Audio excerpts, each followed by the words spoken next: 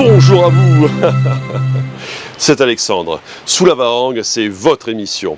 Sous la Varangue est une émission culturelle consacrée à l'art, aux traditions, à l'histoire et à l'événementiel. Vous vous intéressez au développement personnel? Alors suivez-moi, nous retournons au salon du livre de la Réunion, au Portail, et c'est tout de suite dans Sous la Varangue.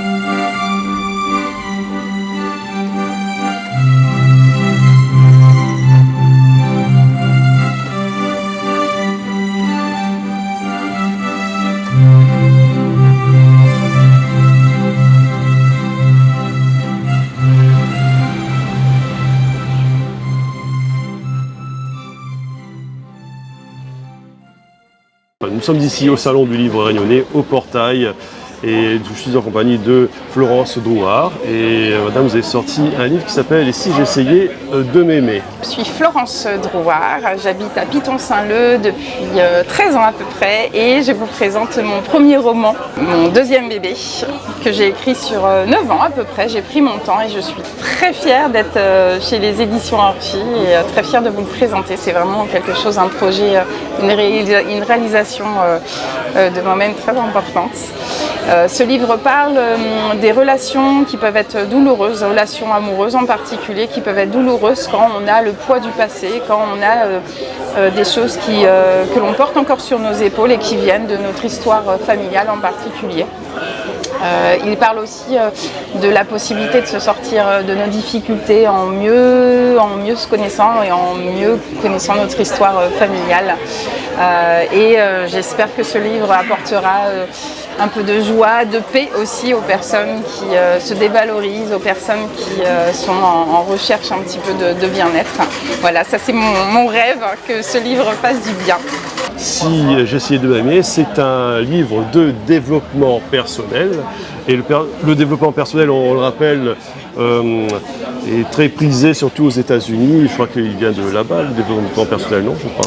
Alors, je ne sais pas d'où il vient, mais c'est vrai que c'est quelque chose dont on entend parler de plus en plus. Voilà. Les gens ont besoin de prendre soin d'eux, au-delà peut-être du système médicamenteux classique. Okay. Donc, c'est sur le développement personnel, et justement, tout à l'heure, on parlait des croyances limitantes.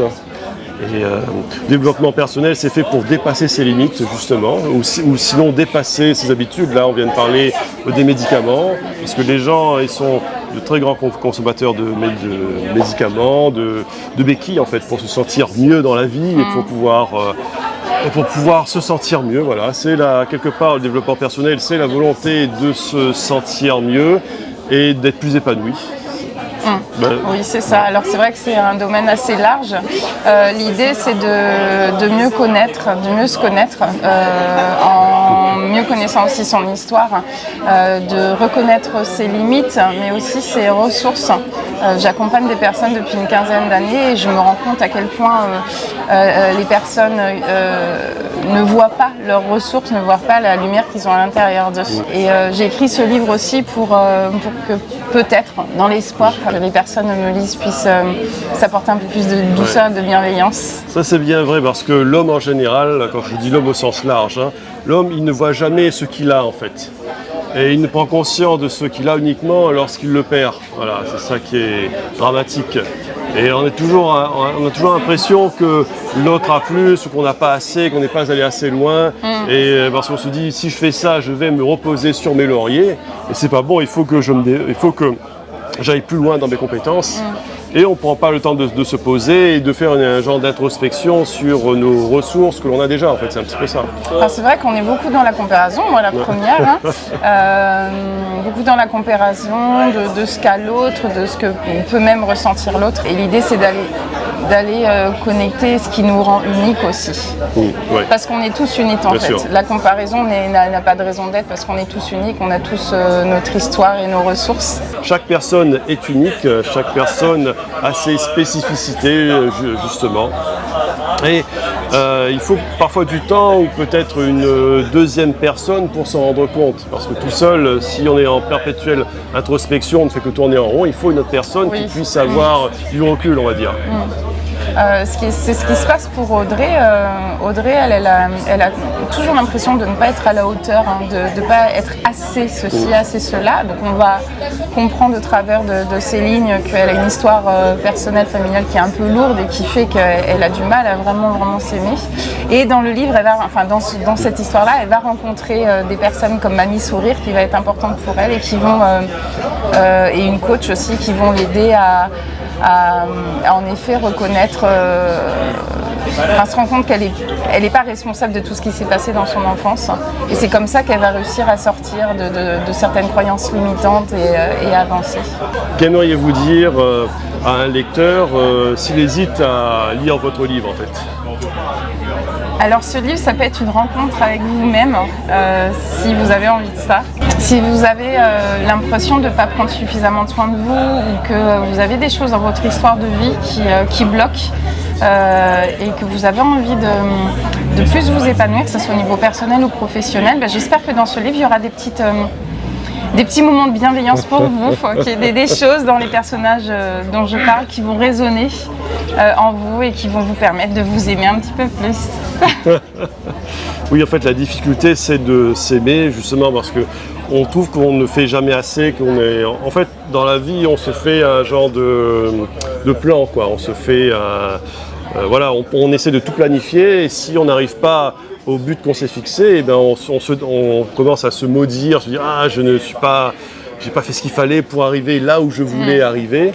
Et donc c'est bien souvent c'est le drame des gens qui ont essayé de trop planifier leur existence, quoi. Ouais. Alors là on est plus sur ne pas être à la hauteur dans la relation en particulier. Dans la relation, oui, dans la relation. D'accord. On n'est pas sur être à la hauteur au niveau d'objectifs, de projets. On est plus dans la relation amoureuse, voire familiale aussi. C'est oui mais l'autre va penser ça de moi ou l'autre pense ça de moi. Moi je suis pas assez ceci, je suis pas assez cela par rapport à l'image de ma mère.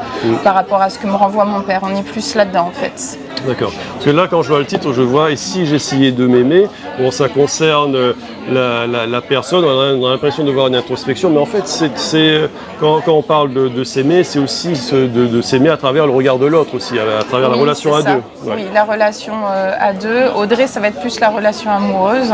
Et puis, elle va, voilà, sans spoiler, elle va renouer avec son passé, elle va comprendre des choses et ça va lui ouvrir des choses.